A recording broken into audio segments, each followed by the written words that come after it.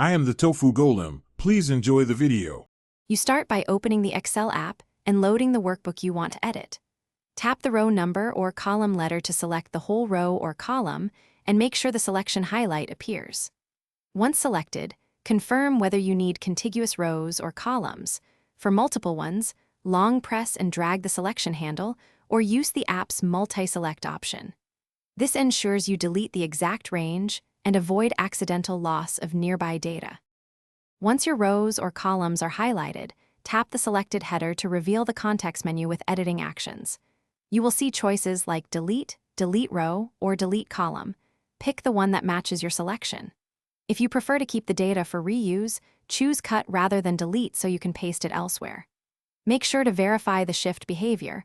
Rows below will move up and columns to the right will shift left, so the sheet layout stays consistent.